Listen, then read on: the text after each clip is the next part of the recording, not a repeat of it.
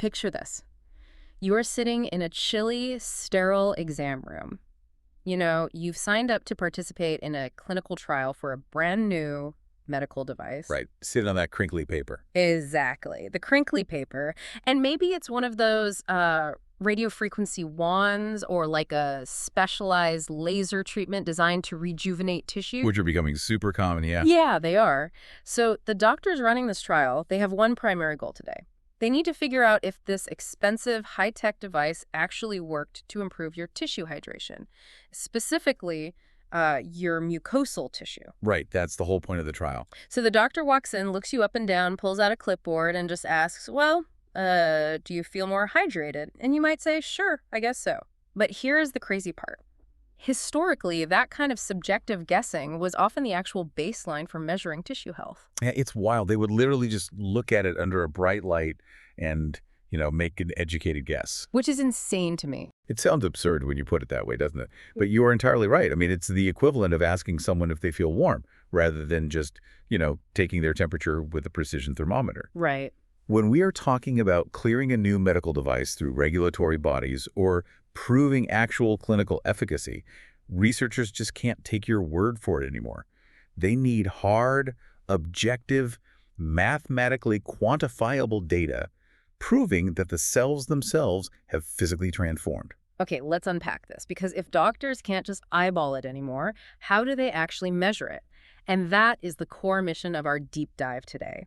We are looking at the exact cutting-edge bio-impedance and moisture tracking tools that scientists use to objectively map mucosal hydration changes before and after a medical device series. And we have some really incredible data to go through today. We do. We have a seriously fascinating stack of sources for this one. We are going through actual medical device patents, deep dermatological studies comparing tissue properties, and clinical trial data covering everything from esophageal balloon catheters to vulvovaginal lasers. It's a huge spectrum of research. It really is. But to truly appreciate the genius of the high-tech tools, we really need to understand why those old methods were so frustratingly flawed. That is the perfect place to start. So historically, when clinicians needed to assess the health and hydration of mucosal tissue, particularly in gynecological settings like evaluating a patient for vaginal atrophy, they relied heavily on subjective visual scoring systems. Right, the guessing game. Exactly. The most widely known of these is the Vaginal Health Index, or VHI. So the VHI asks a clinician to look at the tissue and grade 5 different parameters on a scale of 1 to 5. Okay, and what are they grading exactly? They're looking at elasticity, fluid volume, pH, epithelial integrity, and moisture. Hold on. So a doctor is just looking at the, quote, pooling of secretions and deciding, yeah, that looks like a 3 out of 5 today. Essentially, yes. But that seems incredibly subjective. What if the patient is just sweating because the exam room is 80 degrees? Or, what if Dr. Smith's definition of a 3 is completely different from Dr. Jones's 4? This raises an important question, and it highlights the exact problem. The VHI is notoriously vulnerable to inter-observer variability. You are introducing this massive human bias into what should be a scientific measurement. It's just not reliable data. No, it's not. So to try and fix this glaring issue, the medical field eventually developed something called the Vaginal Maturation Index, or VMI. Yeah. You might also hear it called the Frost Index. Okay, VMI, how does that one work? Now, this is much more objective. A doctor takes a physical scrape of the upper 2/3 of the vaginal wall, smears those cells onto a glass slide, and sends it to a laboratory. Oh, wow. Actual cell sampling. Exactly. The lab then calculates the exact ratio of paravasal, intermediate, and superficial cells. Wait, parabasal cells? You're losing me a bit. What exactly does that ratio tell them? Right, sorry, let me break that down. Parabasal cells are the deep, immature cells at the very base of your tissue lining. Superficial cells are the mature, fully developed ones on the surface. Okay, that makes sense. Deep versus surface. Right, so if a lab looks at your slide and sees a massive percentage of parabasal cells on the surface, it indicates that your tissue has severely thinned out. It has lost its plump, mature outer layers, which is a key indicator of severe atrophy and cellular dehydration. Okay, I understand the science there, but I mean, from a patient perspective, that sounds terrible. Nobody wants their mucosal tissue scraped if they can avoid it. It's definitely not comfortable. Not to mention, you have to send a physical sample off to a lab, pay a pathologist to analyze it, and wait days for a result.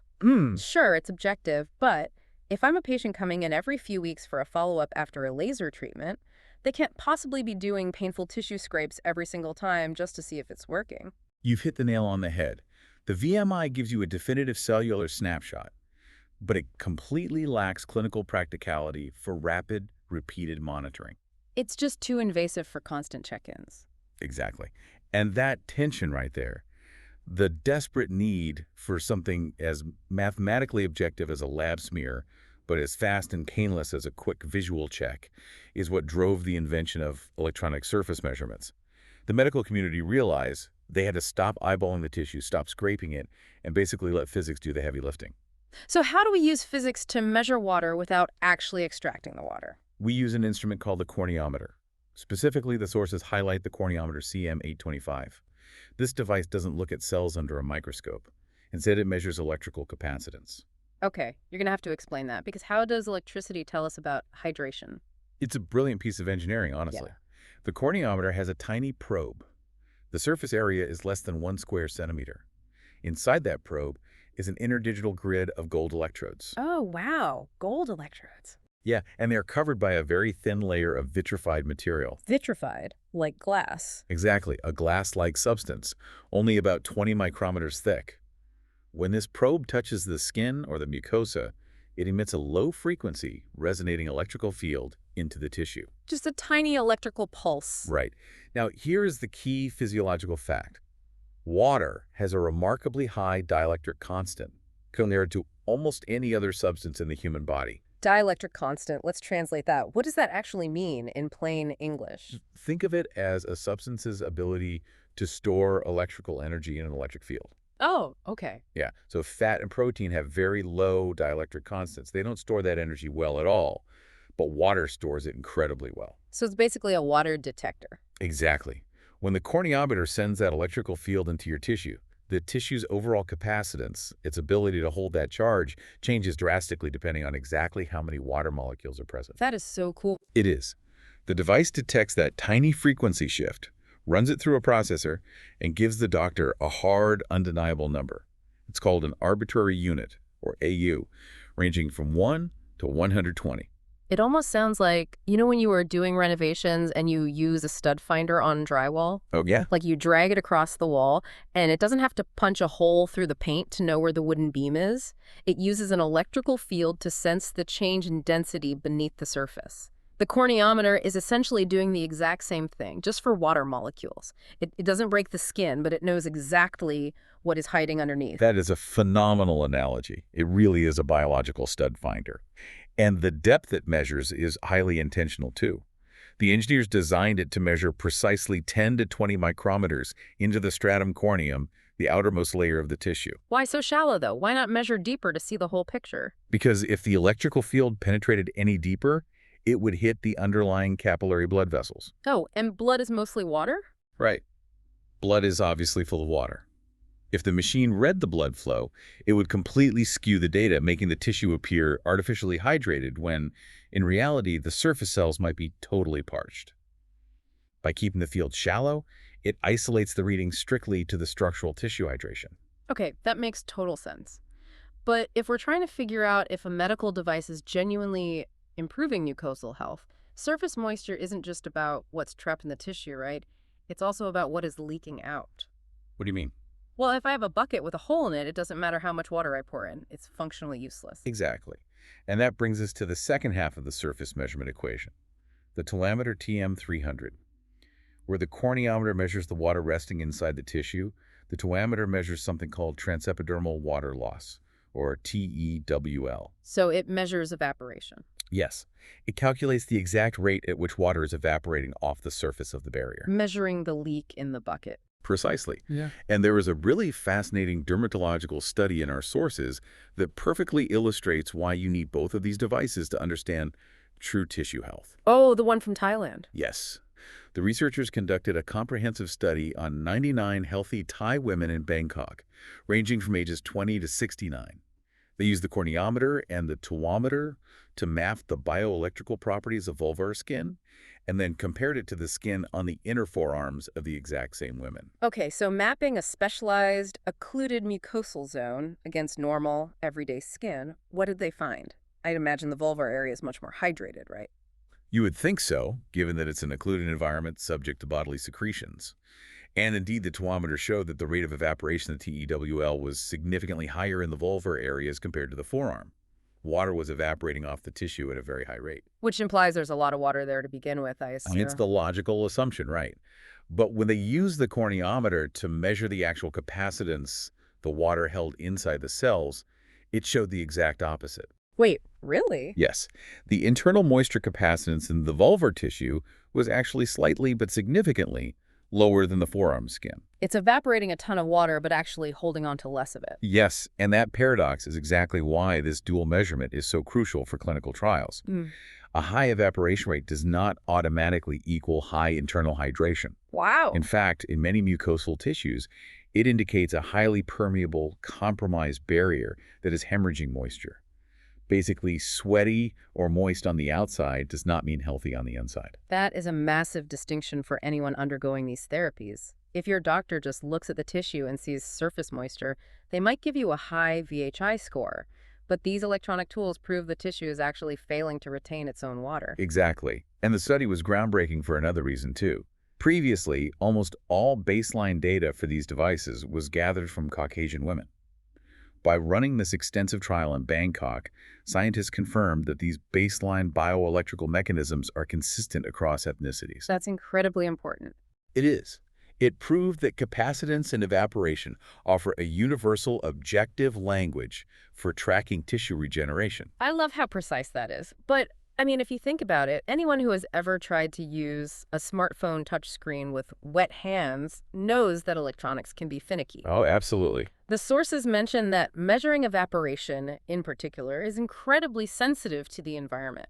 Like, if the AC in the clinic kicks on, or the room's humidity drops, or the patient hasn't sat in the room long enough to acclimate your high-tech data, might get completely skewed. That is the Achilles heel of surface electronics.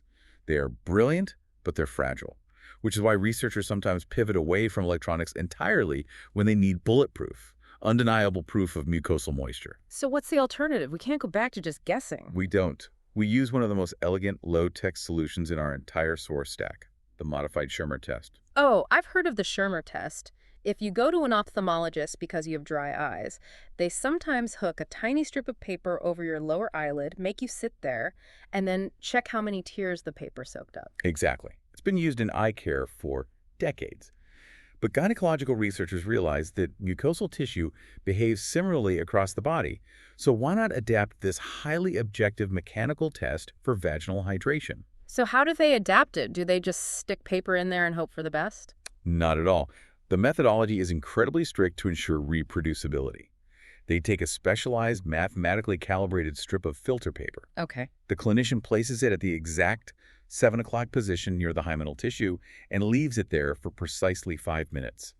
The standardization of the 7 o'clock placement is vital so that every single reading across every single patient is comparable. And then they just let physics take over. It's capillary action, right? It's like if you spill your morning coffee on the kitchen counter and you take a paper towel and just touch the very corner of it to the puddle. You don't have to wipe it. You can literally watch the dark liquid fight gravity and pull itself up the fibers of the paper towel. That is capillary action at work, perfectly described. The fluid in the mucosal tract organically travels up the filter paper strip. After 5 minutes, the doctor removes it and simply reads the millimeter markings printed right on the paper. No microchips required. Exactly. There is no algorithm, no electrical field, no AC interference, just physical volume measured in millimeters.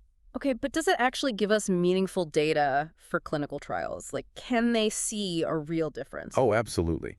The prospective cohort data in the sources is striking. They tested a normal control group of healthy, well-hydrated women, and the fluid climbed an average of 21.7 millimeters up the strip. Okay, 21.7. Then, they tested a group of women diagnosed with severe atrophy and dryness. In that group, the fluid only climbed an average of 3.3 millimeters. Wow. 21.7 down to 3.3. That isn't a subtle difference. You don't have to squint and guess if there's enough fluid pooling when you have a physical piece of paper screaming that this patient has lost almost 85% of their functional moisture volume. What's fascinating here is that undeniable contrast. That's why researchers rely on it. They actually ran statistical correlations and proved that this simple strip of paper aligned perfectly with both the subjective surveys patients filled out about their own discomfort and the visual scoring. So it backed everything up. It did. It's the ultimate proof that sometimes the most objective clinical data doesn't require a microchip. That is incredibly satisfying. But if we are being rigorous here, surface evaporation, pooling fluids, capillary action, even when measured perfectly, they're still only telling us about the water on the outside of the cells, right? That's a fair point. Because if a patient is paying thousands of dollars for radiofrequency treatment, they don't just want more surface sweat, they want their actual cellular architecture repaired.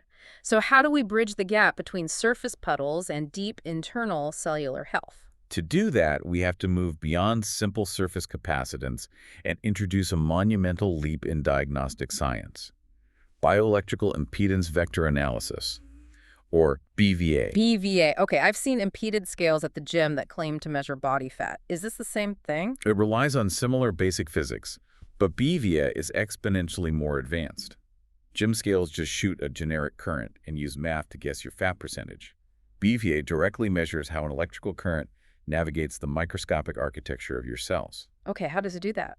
It introduces a specific 50 kilohertz alternating current into the tissue. Why 50 kilohertz? Why not just any electrical zap? Because at exactly 50 kilohertz, the current behaves in two very distinct ways as it travels. First, it passes through the fluids in your body, both the water inside the cells and the water floating between them. The resistance the current faces as it pushes through that fluid is naturally called resistance, or R. Okay, resistance equals fluid volume. More fluid means less resistance because water conducts electricity well. Easy enough. What's the second way? The second part is where it gets revolutionary. The current also encounters the cell membranes themselves. Now, your cell membranes are essentially tiny lipid bilayers. Hold up. Lipid bilayers. How does a biological cell wall interact with an alternating electrical current?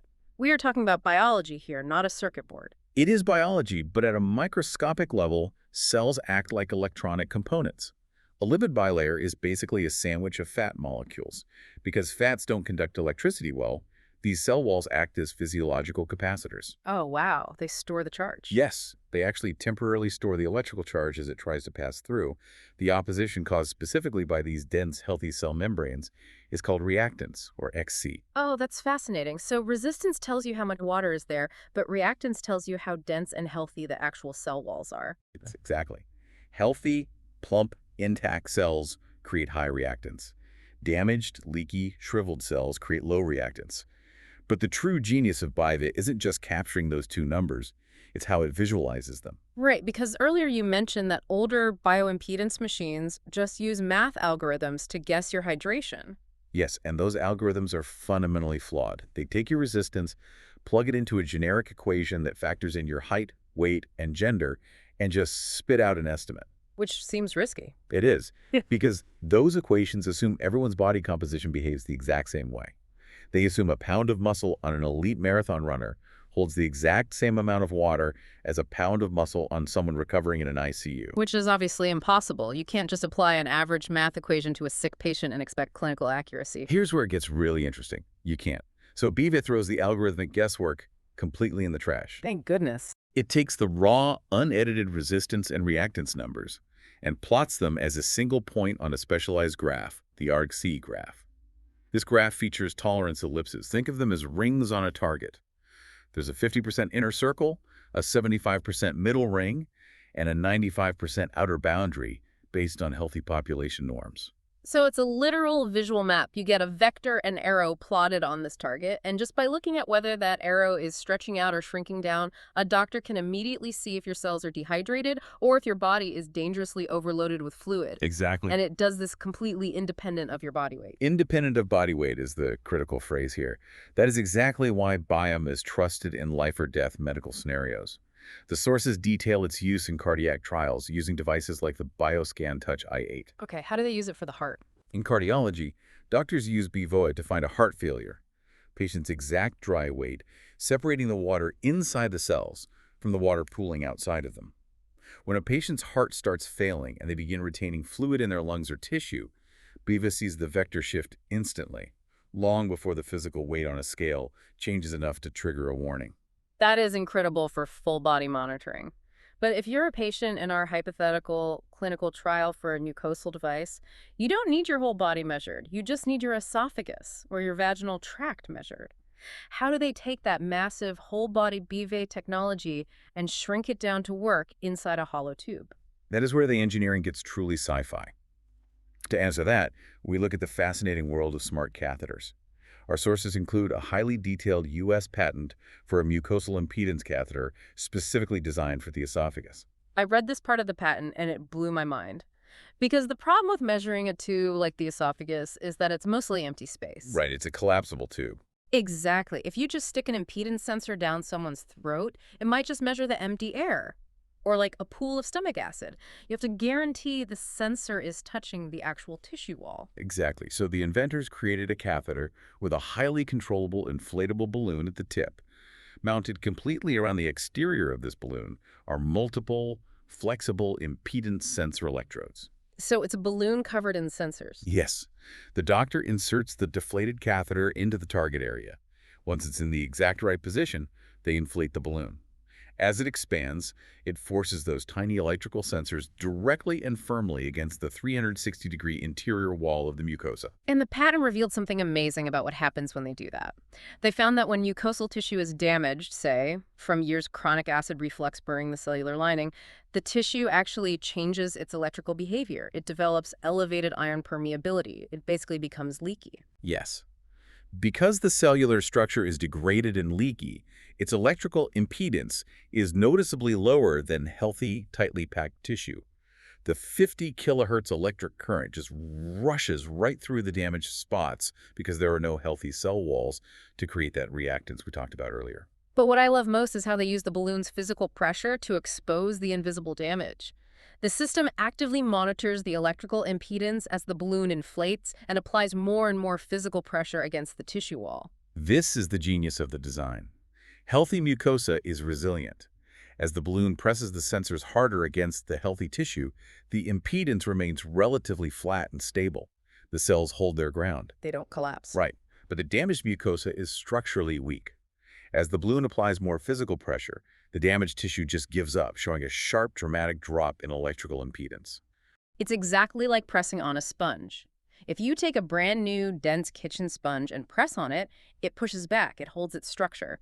But if you take an old, degraded, rotting sponge and apply the exact same pressure, it just collapses instantly, and all the water rushes right through the weak spots. That is the perfect way to visualize it. By using the physical pressure of the balloon, they force the physiological cellular weakness to reveal itself electrically. Exactly. The physical pressure forces the cells to prove their structural integrity, and they can map the entire esophageal tract this way, creating a real-time 3D visual display of healthy versus damaged tissue based entirely on how it handles pressurized electrical current.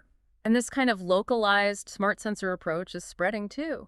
The sources also detail a handheld ultrasound device specifically designed for vulvovaginal rejuvenation.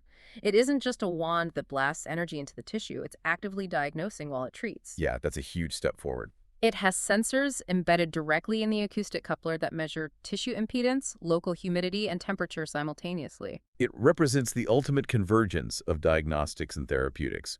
We are no longer relying on a clinician to look at the tissue, guess a number from 1 to 5, and hope for the best. Right. No more guessing. Exactly. The very device delivering the therapy is simultaneously measuring the cellular capacitance, the mucosal impedance, and the local humidity to mathematically prove in real time that the tissue is regenerating. So if you are sitting in that exam room we talked about at the start of the deep dive, what does this all mean for you? We have gone from the dark ages of the Vaginal Health Index, where your cellular health was a subjective guess based on what a doctor saw under a bright light. The visual pooling. Yeah.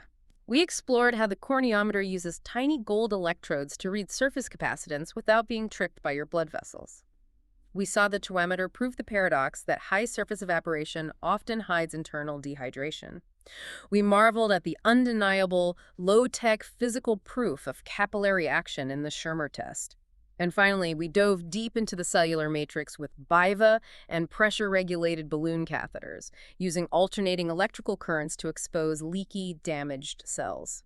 What it means is that the era of subjective medical guessing is officially closing. Hmm. The tools we have today, whether they rely on a 5-minute strip of filter paper or the 50 kilohertz frequency of an alternating current, allow us to translate the invisible biology of your cells into irrefutable data. Absolutely. So the takeaway here is clear. If you are ever exploring medical device treatments, whether for esophageal healing, cardiac fluid management, or genitourinary rejuvenation, Mm. it is vital to know that true clinical efficacy isn't just about how you subjectively feel on a random Tuesday. Right. Your feelings matter, but they aren't the clinical proof. Exactly. Your comfort absolutely matters.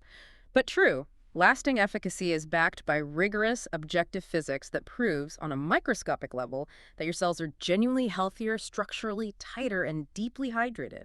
So what does this all mean? Well, if we step back and connect this to the bigger picture, it leaves us with a truly compelling horizon to look toward. If we can now use localized bioimpedance to map the health and hydration of mucosal cells in real time with such incredible, pinpoint precision, could future wearable technology continuously monitor our internal mucosal hydration. Oh, wow. Imagine a harmless smart sensor patch that could detect microscopic cellular dehydration to predict systemic illness, sudden hormonal drops, or hidden inflammation weeks before you ever feel a single subjective symptom.